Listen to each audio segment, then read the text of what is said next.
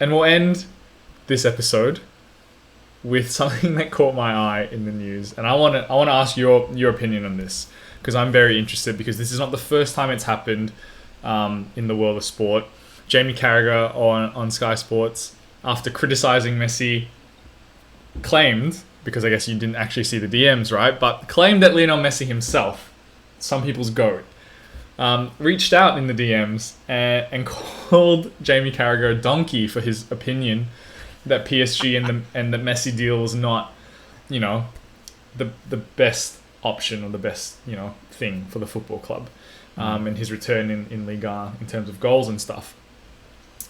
What do you think about these players kind of retaliating or clapping back at their critics, right? Because a more famous example is Kevin Durant and his burner accounts in the NBA, as a different reference.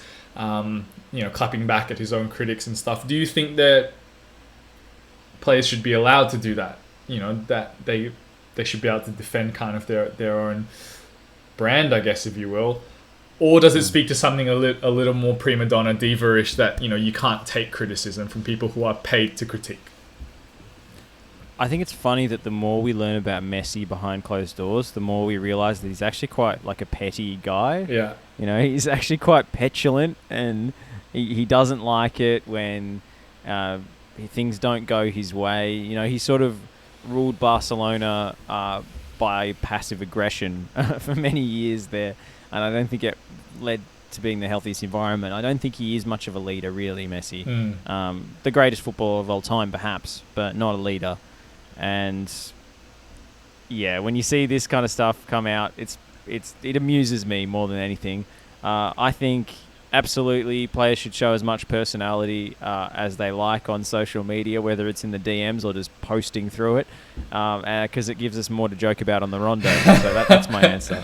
Well, I think I find it amazing, right? Because and maybe it might be good for you to give some context to when you said when he ruled Barcelona with a little bit of passive aggression of what that means, right? Because I didn't know that until you told me some of those insights from that book that you'd read. Because for me, when I hear these stories, I'm like, you're Lionel Messi. Like, you got all the money in the bank. You've done why does it matter what, Jamie Carragher says about you, and for me, I just find that baffling. But maybe the context that you'll provide in terms of how he was at Barcelona might give some insight into that.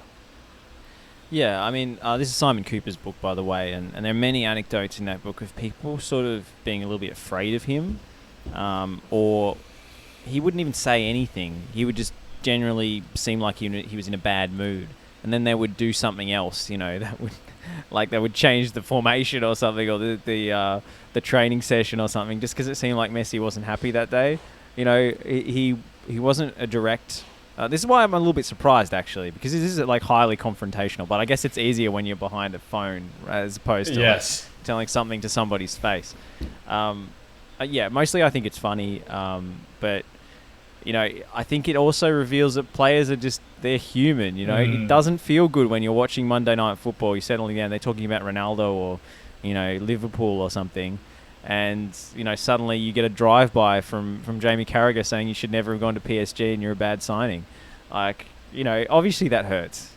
You can't go anywhere without getting slandered in some way. And if you want proof of that, just whenever Messi is on a pitch at anywhere in the world, just go on Twitter and type in the word Pessi and click the latest tab, and you'll see torrents of abuse, no matter what he's done. Yeah. Whether he's having the game of his life or an absolute stinker, he's still going to get it all the time. So when you get it from someone that maybe you actually respect the opinion of, because you're sitting down to watch Monday Night Football, doesn't feel so good. So, I can totally understand it. I mean, it's probably a bit childish to do that.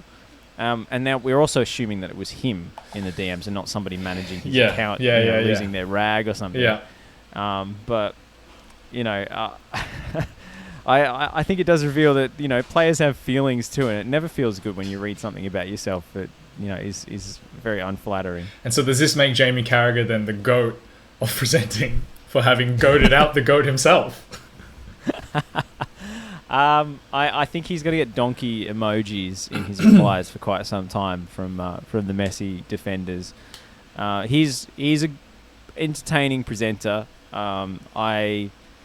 I think he always adds something to the discussion, even if I disagree with him. But I also feel that over the last few years, the kind of combative dynamic between him and Neville has become very self-aware.